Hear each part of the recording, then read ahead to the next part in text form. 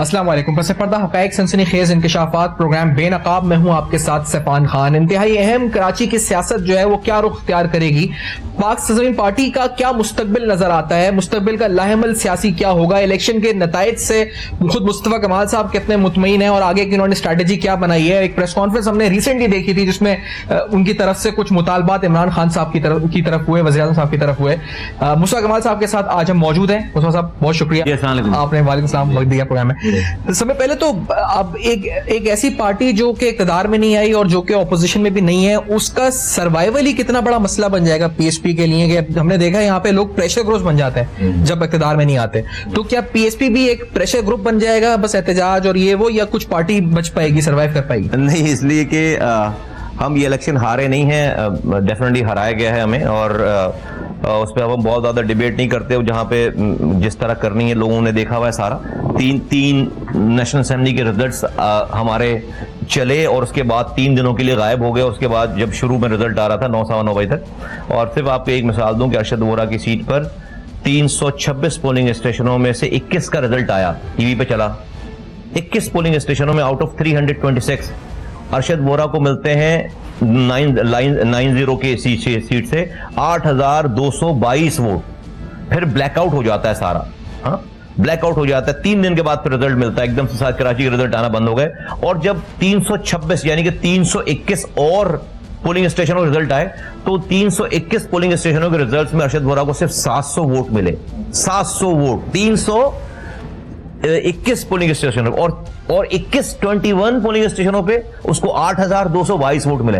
How would that be possible? हाँ, ये फिर इसी तरह से मेरी कॉन्स्टिट्यूंसी में, फिर जो है वो सुरजानी वाली इफ्तिखार रंधावा वाली कॉन्स्टिट्यूंसी में इसी तरह से 19 पोलिंग स्टेशनों के रिजल्ट आए, 8,000 वोट हैं, 7,000 वोट हैं। जब सारा रिजल्ट आ रहा है 266 पोलिंग स्टेशनों का, तो वो 8,000 वोट जो है वो सिर्फ और सिर्फ 8,500 वोट बन रहे हैं। तो हम सबको पता है कि हमारे पोलिंग एजेंट्स को निकाला गया, बल्कि सभी के पोलिंग एजेंट्स को निकाला गया, लेकिन दूसरे लोगों को इसलिए प्रॉब्लम नहीं थी कि उनके पोलिंग एजेंट्स को निकालकर उन्हीं को तो जितवाने की सारी जो है। लेकिन आपको लगता है कि इंतखाबात से पहले हम बात करते हैं? लेकिन ये वाली बात जो है ना वो कर नहीं रहा, उसके ऊपर बहुत ज्यादा हमारा एम्फेसिस नहीं। हम तो we are moving on and लोगों को ये पता है। तो जहां तक जो आपका सवाल था कि हमारी पार्टी इंटैक्ट रहेगी नहीं रहेगी, पार्टी तो पहले से ज्यादा इंटैक्ट है।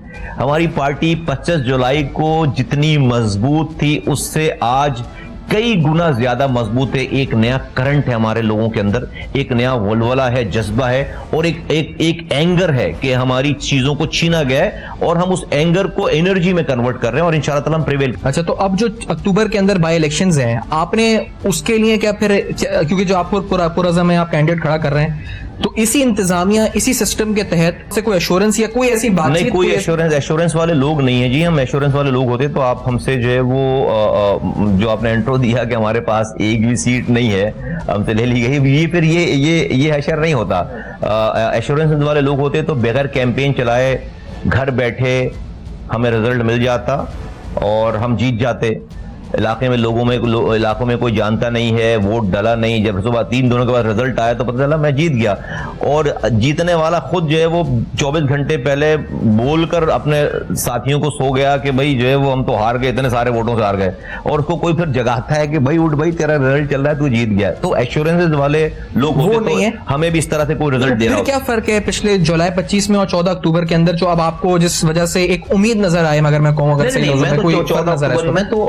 14 या 12 अक्टूबर जो भी जमीन, इस पूरे सिनेरियो को अगर मैं सामने रखूं, मैं समझता हूं कि अल्लाह ताला जो है वो हमें सिखाना चाहता है, बताना चाहता है और बड़ी कामयाबी के लिए तैयार करना चाहता है। देखिए, ये दुनिया कोई इंसान इदारा नहीं चला रहा, अल्लाह ताला इस दुनिया का मालिक है, वही चलाने वाला है। अगर कुदरत नहीं चाहती, अगर रब नहीं चाहता मेरा, तो मेरे पोलिंग एजेंटों को निकालने वालों के दिलों में वो ये वाली बात नहीं डालता, वो नहीं आती ये वाली बात। ये तो सब बहाने हैं, दुनियावी बहाने।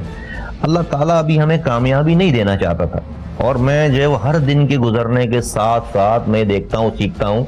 जब मेरे सामने चीजें रिवील हो रही हैं तो मैं शुक्र अदा करता हूँ कि अल्लाह ताला हमें जो है वो इस इम्तिहान से गुजार रहा है। और जिस तरह से अब हम तैयार हो रहे हैं, जिस तरह से अब हमारी जो है वो ऑर्गेनाइजेशन और ज्यादा एक नए जहद पे जा रही है, मैं समझता हूं कि हमें अल्लाह ताला बड़ी कामयाबी के लिए तैयार कर रहा है। हमारा काम देखें, मैं और अनीस कायम खानी जब 3 मार्च 2016 को आए थे तो हमने अपनी प्रेस कॉन्फ्रेंस में कहीं पे भी ऐलान नहीं किया था कि 2 सालों के बाद हम इलेक्शन लड़कर इलेक्शन में कामयाबी हासिल करेंगे और सब जीत जाएंगे और लोगों इसलिए मेरे पास आओ कि हम इलेक्शन जीतने वाले हैं। हमने तो एक नजरिया दिया था, एक नजरिए के अगेंस्ट कि देखिए ये जो कुछ तबाही बर्बादी 35 साल में हो गई है ये नाकाम हो गई है, इससे शोधा कब्रिस्तान आबाद हो गया है, मुहाजिर तबाह बर्बाद हो गया, यहाँ पे मुहाजिर दूसरी कौमियतों से लड़वा दिया गया, उसको दूसरी कौमियतों को भी मुहाजिरों से लड़वा दिया गया, मेरे शहर का सुकून तबाह हो गया, यहाँ पर लोग लापता हो गए, यहाँ पर तालीम खराब हो गई, यहाँ पर अस्पतालों में दवा नहीं है, नौकरी नहीं है, और ये इस बुराई को कोई रोकने वाला नहीं है और लोग इसमें धंसते चले जा रहे हैं।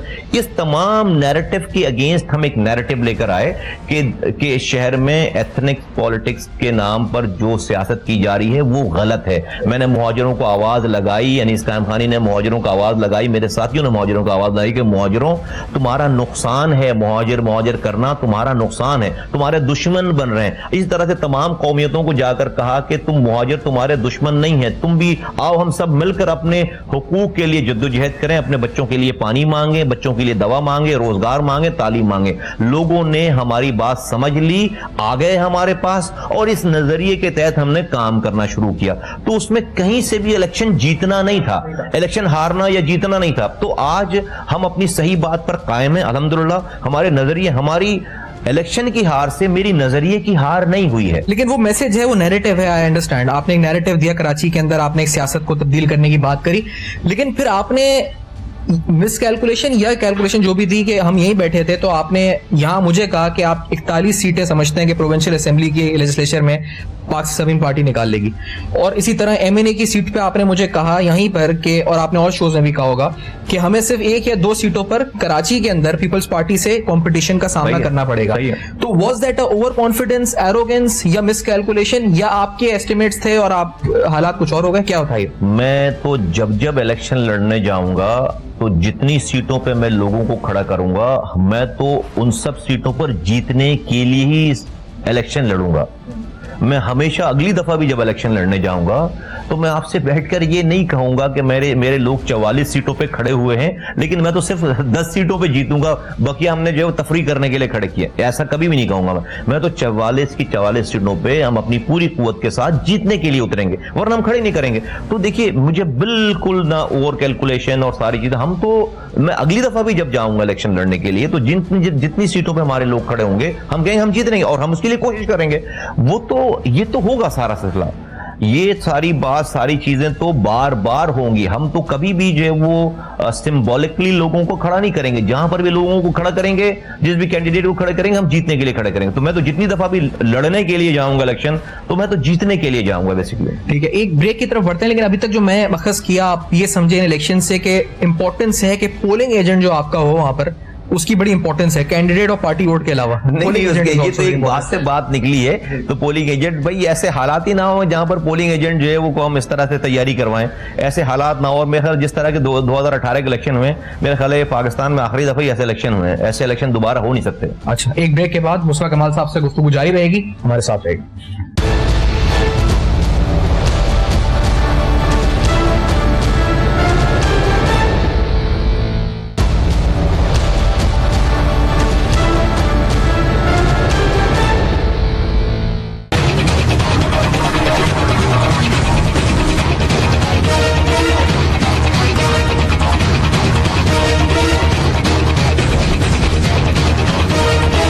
Welcome back. आप देख रहे हैं बेनकाब, और बेनकाब के अंदर हम मौजूद हैं मुस्तफा कमाल साहब के साथ, पाक सरजमीन पार्टी के चेयरमैन है मुस्तफा कमाल साहब। कराची की सियासत के हवाले से, और कराची में आपने कुछ मुतालबात इमरान खान साहब से बल्दियाती इदारों के हवाले से और मुख्तलिफ हवालों से रखे, आपको लगता है कि आफ्टर इलेक्शन अगर आप यहाँ का माहौल देखें, एक लोकल गवर्नमेंट मिनिस्टर मिले सईद गनी साहब जो कि कराची से इलेक्शन जीते हैं, वो वाटर बोर्ड का दौरा भी कर रहे हैं, वो सिंध बिल्डिंग कंट्रोल में भी नजर आ रहे हैं, बड़ी तेजी से मुतहरिक नजर आ रहे हैं, सुबह 9 बजे दफ्तर पहुंच रहे हैं। पीपल्स पार्टी ने टीपू सुल्तान रोड सीएम ने इफ्तिताह किया है। इधर से इमरान इस्माइल कराची के गवर्नर सिंध, और पॉलिटिकली थोड़े वाइब्रेंट है, मतलब इसके अलावा जो इससे पहले गवर्नर के मुकाबले में थोड़े वाइब्रेंट है पॉलिटिकली रहे। तो ये जो नए प्लेयर्स आए हैं, इसमें गुंजाइश बनती है आपकी पार्टी की, और ये मुतालबा जो आप कर रहे हैं, पीपल्स पार्टी भी एक्टिव ही लग रही है, अभी नजर तो आ रहा है, ऑप्टिक्स तो यही कह रहे हैं। अच्छा, मैं क्या मुतालबा कर रहा हूँ? 3 बातें मैंने की हैं। मैंने तो एक कहा है कि कराची के 70 लाख लोगों को कम गिन दिया गया है पिछले सेंसस में, मरदमशुमारी में।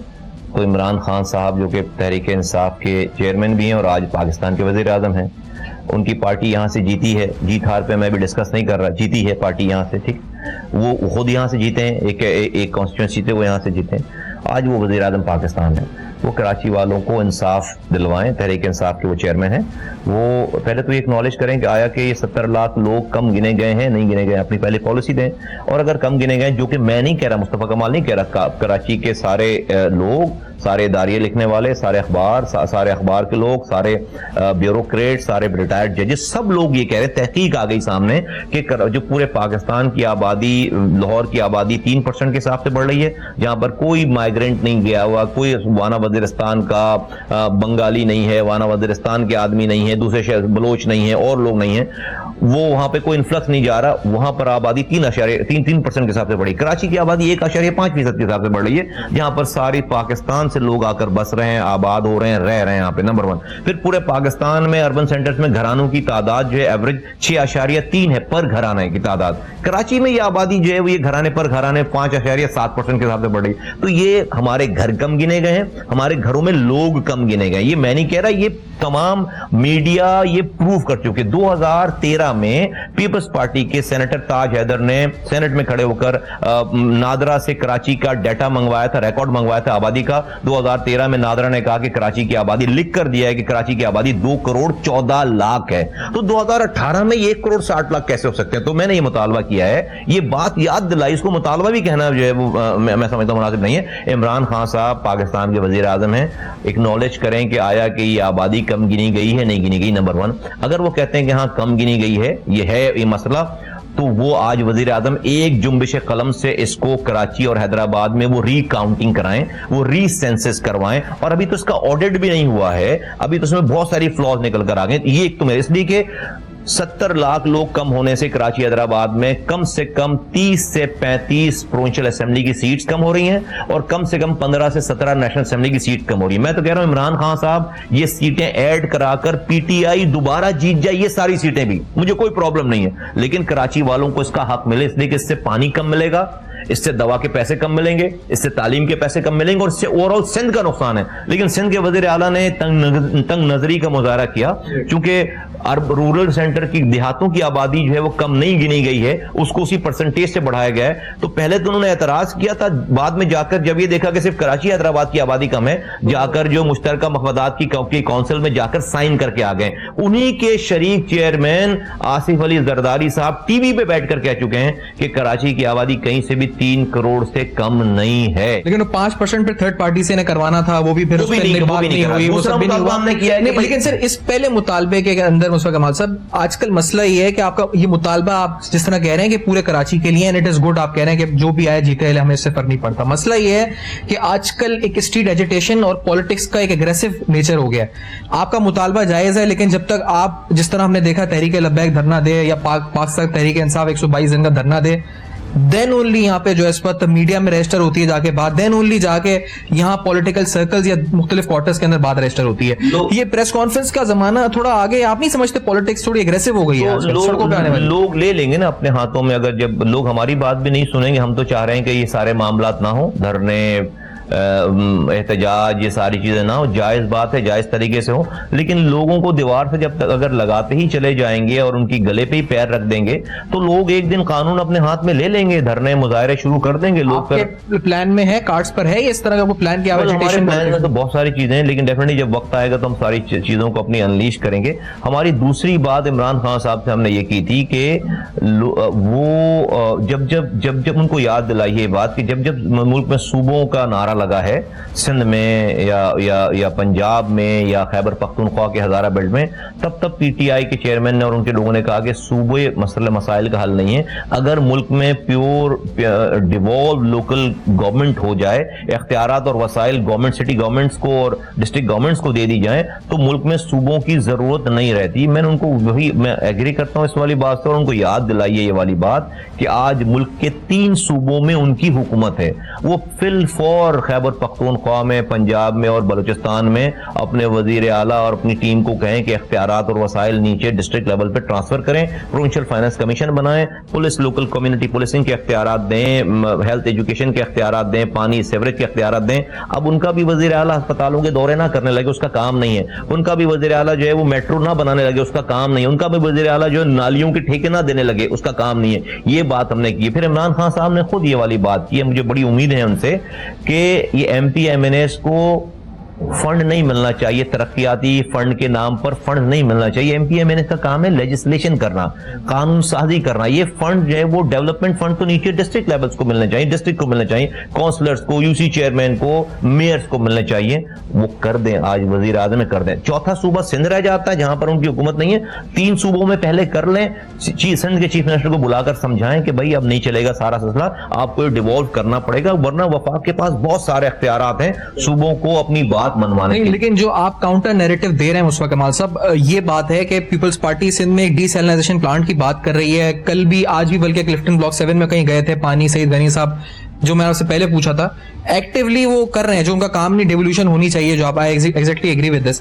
लेकिन उनका एक्टिव होना, पीपल्स पार्टी का एक वाइब्रेंट रोल प्ले करना, कराची के पानी के मसले को हल करना, या सूबा सिंध की हुकूमत का वाटर बोर्ड और सिंध बिल्डिंग कंट्रोल के मामला को देखकर एक्टिवली उनसे पार्टिसिपेट करना, तो आप नहीं समझते फिर लोग कहेंगे उनको तो मसले का हल चाहिए, उनको गटर की लाइन साफ चाहिए, उनको पानी सही चाहिए। अगर वो सिंध हुकूमत फराम कर देती है और अगर कर रही है तो वो बात, वो नैरेटिव, वो चीज पूरी हो जाती है लोगों को। फिर क्या डेवोल्यूशन से? कौन सा साल है ये पीपल्स पार्टी का हुकूमत में? ये 11वां साल होगा जी, आराम से 11 साल। 11 सालों में सिंध के हालात पानी के हवाले से, सीवरेज के निज़ाम के हवाले से, सॉलिड वेस्ट मैनेजमेंट कचरे के हवाले से, अस्पतालों में दवा के हवाले से, सड़क पे सफाई के हवाले से, अंडरपासेस फ्लाईओवर्स के हवाले से अबतर हुए हैं या बदतर हुए हैं? अरबों रुपए के ये युगो। और लेकिन इस शुरुआत को आप कैसा देख रहे हैं? ये आपको वही नजर आ रहा है? कोई ये ऑप्टिक्स है? ऐसे ही होता है सारी चीज जब ये शुरुआत होती है। शुरुआत क्या भाई, 11 साल में शुरुआत क्या? 11 साल पीपल्स पार्टी की अनइंटरप्टेड गवर्नमेंट, 11वीं साल है भाई, अब क्या जान लोगे यार? 11 साल में और बद से बदतर करते चले गए। ये उससे दौरे करने से, चीजें करने से पानी नहीं मिलता सर। एक मुल्क का निजाम है, आप मुल्क को आइन के मुताबिक चलाएंगे ना। आइन का आर्टिकल 140A आपको ये हुक्म दे रहा है कि आप इख्तियारात और वसाइल, अपने फाइनेंशियल और एडमिनिस्ट्रेटिव पावर नीचे डिवॉल्व करें। नीचे डिवॉल्व किए बगैर आप आइन की खिलाफ वर्जी कर रहे हैं। हम, और जब तक आप ये नहीं करेंगे लोगों को उनके हुकूक नहीं मिलेंगे, तब्दीली नहीं आएगी। सही। एक ब्रेक की तरफ बढ़ते हैं मुस्तफा कमाल साहब के साथ, और जो कराची के मसाइल हैं, उन मसाइल से मुतालिक और चीजें, इलेक्शन से मुतालिक चीजें, कुछ और इंपॉर्टेंट सवालात होंगे इस ब्रेक के बाद। मेरे साथ रहेगा।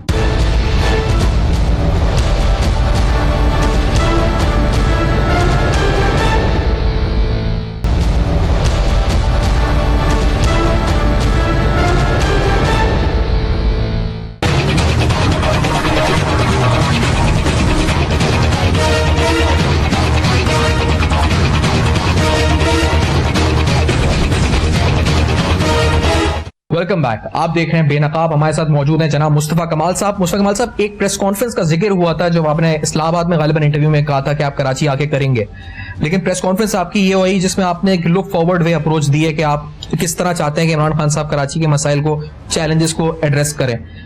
ये चेंज ऑफ स्ट्रैटेजी थी, चेंज ऑफ प्लान था, या फिलहाल होल्ड किया है, या आपकी सोच बदली है, क्या? डेफिनेटली हम जो जैसा दिन है, जो हालात हैं, जो सारी चीजें हैं, हम वो सारी चीजें, उस प्लान, उस हालात से चीजें करते चले जा रहे हैं और करते चले जाएंगे इंशाल्लाह ताला।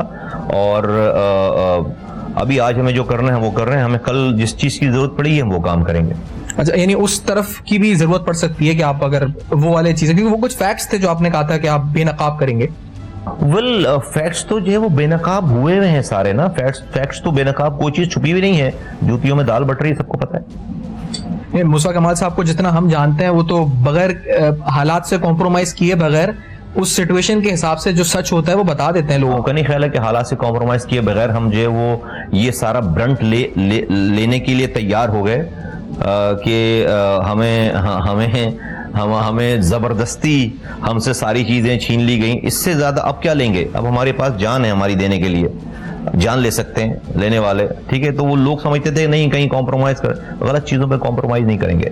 अच्छा, कॉम्प्रोमाइज का जो लफ्ज है इससे क्या ऐसा भी था कि इस वक्त आप 4 या 5 सीट्स यानी पूरी 16 सीट्स नहीं कराची की, कोई ऐसी ऑप्शन थी कि कोई क्योंकि बिफोर द इलेक्शन मैं बात कर रहा हूँ कि जी 4 या 5 सीट्स पीएसपी को मिल जाएं और फिर जो ग्रैंड डिजाइन जो एक बात होती है कॉन्स्पिरेसीज में, लेकिन आपने उसको तस्लीम नहीं किया क्योंकि आप नहीं चाहते थे कि कुछ आपको 4 सीटें मिल जाएं, 5 मिले तो आप पूरे कराची से अपनी ताकत पे जीते। नहीं, ऐसा कोई था? ऐसी कोई स्ट्रेटजी थी? देखिए हम एमक्यूएम और पीटीआई से सीट एडजस्टमेंट कैसे कर लें? नहीं, सीट एडजस्टमेंट नहीं, ये कि आपको 4 सीटें मिल जाए कराची में, वही सीट एडजस्टमेंट इसी तरह होगी ना कि भाई सारी सीटों पे तो फिर आप नहीं लड़ेंगे ना इलेक्शन, फिर तो आप जो है वो 4-5 सीटों पे आप इलेक्शन लड़े, दूसरी सीटों पे अपने लोगों को बिठा कर गए कि भाई ये जो एमक्यूएम वाले हैं ना यहाँ से तुम्हारे भाई हैं, ये जो पीटीआई वाले हैं ना यहाँ से तुम्हारे भाई हैं, तुम बैठ जाओ, अब यहाँ पर जो है वो इनकी सपोर्ट करना। तो मैं लोगों को कैसे अपनी आंखों में आंखें डालकर बात करूंगा, फिर लोग मुझे क्यों एतबार करेंगे मेरे ऊपर? और इसको अगर आप बुर्दबारी कहते हैं, इसको आप जो है वो बहुत ज्यादा जो है वो पॉलिटिकल मैच्योरिटी कहते हैं, तो मैं पॉलिटिकल मैच्योर नहीं हूं। लेकिन बहुत से लोग कहते हैं जी सियासत के अंदर जो मुस्तफा कमाल साहब को डील्स और कॉम्प्रोमाइजेस करने होते, अगर कर चुके होते तो शायद आज कामयाब होते, लेकिन नहीं किए और इसलिए यहाँ पर हैं इस पर। तो मैं जो है वो एमक्यूएम छोड़कर क्यों जाता, अल्ताफ हुसैन साहब को छोड़कर क्यों जाता? अगर सीटों का ही मसला होता, सीटें ही हासिल करनी होती, बात सही और गलत की है सारी।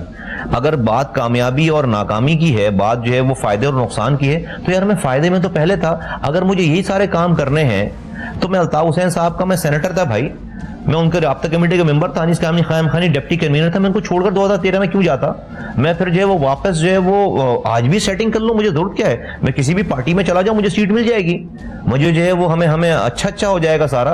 और ये भी मैं कॉम्प्रोमाइज करता, 4-6 सीटें हमारे पास आ जाती। बात है सही और गलत की, वो 4-6 सीटें लेकर हमारी पार्टी हमेशा के लिए जो है वो और बंद होती चले, मेरा नैरेटिव खराब हो जाता। देखिए मुझसे खबर में ये नहीं पूछा जाएगा सीटें लेकर क्यों नहीं मर कर आए, तो हाँ वोट लेकर क्यों नहीं आया, तो जीत कर क्यों नहीं आया।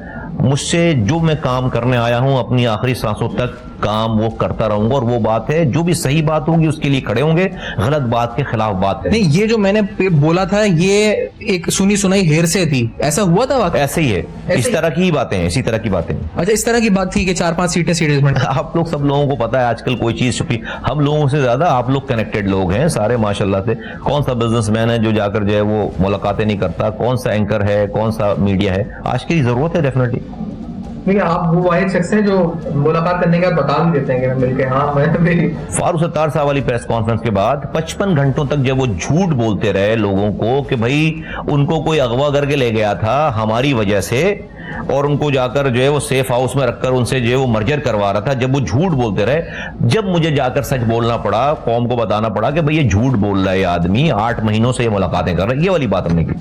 सही। अच्छा, लेकिन एक बात और इम्पोर्टेंट ये है कि जिस मुआहिदे की हमने जो शक्ल देखी है पाकिस्तान तहरीक इंसाफ और एमक्यूएम के दरमियान, क्योंकि कराची शहर की हम बात कर रहे हैं और आप चाहते हैं कराची शहर में बेहतरी आए, आपको उस मुआहिदे के नुकात को देखते हुए, और फिर एक मुआहिदा और है क्योंकि मैंने भी आमिर खान साहब का इंटरव्यू किया था, वो एक मुआहिदा उन्होंने मुझे और पेश किया था जिसपे दस्तखत नहीं थे, उस पर आमिर खान साहब का नाम था और उधर से इमरान इस्माइल साहब का नाम था, दस्तखत नहीं थे, उसमें मिसिंग पर्सन का जिक्र भी था, उसके अंदर 2-3 और ऐसी चीजें थी कि रहाई और ये मामला थे, लेकिन उस पर सिग्नेचर नहीं थे। उन्होंने कहा ये हमने पब्लिक नहीं किया था, दूसरा मुआहिदा हमने पब्लिक किया।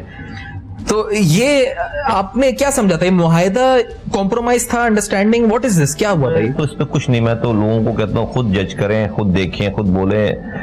अजीब मजाक है, मुआहिदा एक पब्लिक को दिखाने के लिए कोई और है, आपस में रखने के लिए कोई और है, एक पे सिग्नेचर है, आप खुद ही बता रहे हैं। तो मैं तो उसमें नहीं जाना चाहता। पीपल आर द बेस्ट जजेस, वो देखें कि कौन कैसा है क्या है। हमें जो काम करना है हम करते रहेंगे। जो अब इलेक्शंस खत्म हो गए, लोगों को सीटें मिल गई, इनको डिलीवर करना चाहिए, लोगों को पानी देना चाहिए, गटर मेला पानी नहीं आना चाहिए, कचरा उठे शहर से, बिजली आए, सर्दियों में गैस ना जाए, रोड पर जो है वो झाड़ू लगे, सफाई हो, अस्पतालों में दवा हो, स्कूलों में तालीम हो। 70 लाख लोग कम गिने गए कराची के, वो वापस गिने जाने चाहिए, नौजवानों को रोजगार मिलना चाहिए, लापता लोग छूटने चाहिए। मैं खालिद मकबूल सिद्दीकी साहब की मैं इंतजार कर रहा हूं कि उनकी स्पीच कब करते हैं वो स्पीच असेंबली के अंदर। जिस तरह से सरदार अख्तर मेंगल ने बलूचिस्तान के लापता लोगों का मामला पेश किया कौमी असेंबली में, और मिनिस्ट्री भी ले ली है, और आप देखें कि उन्होंने जो है वो वजीर उसमें स्पीकर को पूरी फाइल पेश की। मैं देखना चाहता हूं कि कराची के मुहाजिर नौजवानों, लापता नौजवानों का मुकदमा मुहाजिर नाम पर ये लोग गए हैं, डेफिनेटली जाग मुहाजिर जाग का नारा लगाकर सारी बातें करके। तो ये खालिद मकबूल सिद्दीकी साहब एमक्यूएम के जो कायद हैं वो कब मुहाजिर नौजवानों के लिए एमनेस्टी मांगते हैं और लापता माओ के बच्चों को वापस दिलवाते हैं? नहीं, तो वो लिस्ट भी आपने कहा कि मेरे पास है, अगर आप मैंने कहा कि अगर उनके पास नहीं तो हमें वो लिस्ट भी दे देंगे। उनके पास माएँ हमारे पास आती हैं तो हमारे पास पूरी करती है, और हम तो ये वाली बात जो है वो 2 सालों से करते चले आ रहे हैं। दूसरा मुतालबा फरूक नसीम साहब से आपने वजीर कानून की हैसियत से किया है कि कानूनी रास्ता कोई निकाले इस पर, इस मसले का, यही मिसिंग पर्सन, यही लोगों को छुड़वाना, यही सब। फरूक नसीम साहब माशाल्लाह अल्ताफ हुसैन साहब को जो है वो लीगल एड फ्राहम करते रहे हैं, उनके रॉ के केसेस को डील करते रहे हैं, और लंदन में हमारे सामने सब चीज़ों को डील करते रहे। जब इतने मुश्किल केसेस हल कर सकते हैं तो कराची के नौजवानों को, अब ये सेकंड टाइम सेनेटर भी हैं, अब वफाकी वजीर बन गए, तो इसके अलावा और किससे हम फरियाद करेंगे? डेफिनेटली अब तो साहिब इख्तिदार लोग हैं तो कानूनी रास्ता निकाल सकते हैं, उनका दिमाग बहुत तेज है माशाल्लाह, अल्लाह ताला ने बड़ी सलाहियत दी है। तो मैं समझता हूँ कि कराची के नौजवानों को उस तरफ पे, जिस तरह से बलूचिस्तान में फाटा में लोगों को एमनेस्टी दी जा रही है वन टाइम, एक दफा कराची के मुहाजिर नौजवानों को भी ये एक दफा उनको माफी मिलनी चाहिए, इसलिए कि वो किसी के गुनाह की सजा भुगत रहे हैं। आप देखें 2 सालों में हमारे समझाने के बाद, हमारी तबलीग करने के बाद, हमारे यहां पर आकर बात करने के बाद कोई लड़ाई नहीं हुई है। आप देखेंगे ये इलेक्शंस कितना पीसफुल हुआ है। यकीनन रेंजर्स का इसमें रोल है, लेकिन भाई रेंजर्स और आर्मी तो इससे पहले भी थी ना। 30 सालों से कराची में आर्मी रह चुकी है, रेंजर्स रह चुकी है, एजेंसीज रह चुकी हैं। ये लोगों के दिलों को फेरने से होता है, लोगों के दिलों को लोगों को समझाने से होता है, और हमने ये समझाया है लोगों को, हमने लोगों को कन्वर्ट किया है, हमने भाइयों को भाइयों से मिलाया है। हम पॉलिटिकली जो है वो लियारी चले गए, हम कटी पहाड़ी चले गए, हम सोहराब बोर्ड चले गए, हमने लियाकताबाद वालों को ले गए, वहां पर नाजाबाद वालों को कटी पहाड़ी वालों से मिलाया, तो हमने लियारी वालों को रनछोड़ लाइन वालों से मिलाया, हमने सोहराब बोर्ड वालों को मिलाया, हम गोठों में चले गए। देखिए कराची में एक मल्टी एथनिक एक डायनामिक्स है सारी, और कराची में लोगों ने लिसानियत के नाम पर ही सियासत की। हम खुद उसका हिस्सा रहे हैं। मुहाजिर नाम पर सियासत हुई है, पख्तून नाम पर सियासत हुई है, बलोच नाम पर सियासत हुई है, सिंधी नाम पर सियासत हुई है। इससे कराची में अमन कभी भी नहीं आ सकता। मुहाजिरों को मुहाजिर बनाएगा, सिंधियों को सिंधी बनाएगा, बलोचों को बलोच बनाएंगे, पख्तून को पख्तून बनाएंगे, अपने अपने कैंप में लोगों को लड़ाने की बात करेंगे, कभी भी अमन नहीं आई। ये काम हमने किया कि इंक्लूसिव पॉलिटिक्स की, आपस में लोगों को किसी का दुश्मन नहीं बताया, इश्यूज के ऊपर पॉलिटिक्स की, और ये नैरेटिव था हमारा जिसकी वजह से आप देखें कि कराची की 40 साल तारीख में सबसे ज्यादा पुरअमन इलेक्शन हुआ है, कि तमाम एक ही जगह पे 12-12 कैंप्स लगे हुए हैं, कैंपेन चली, कोई जख्मी नहीं हुआ, किसी ने किसी को मारा नहीं, किसी ने किसी के कैंप को आग नहीं लगाया। ये एक नया कल्चर इवॉल्व हुआ है कराची में, और मैं समझता हूं कि पाक सरजमीन पार्टी पीएसपी का, हमारे कारकुनों का इसमें बहुत बड़ा किरदार है इस अमन में। तो इसी नोट पे प्रोग्राम को करेंगे वाइंड अप। मुस्तफा कमाल साहब, शुक्रिया आपने आज प्रोग्राम में ज्वाइन किया, और अहम तरीन सवालात कराची की सियासत से मुंसलिक मुस्तकबिल के लाहेमल और मुस्तकबिल के सियासी मंजरनामा, पीएसपी का किरदार क्या होगा, फीडबैक अपना दे सकते हैं। फेसबुक, ईमेल और ट्विटर पर देखते रहेगा। अब तक अपना बहुत ख्याल रखिएगा।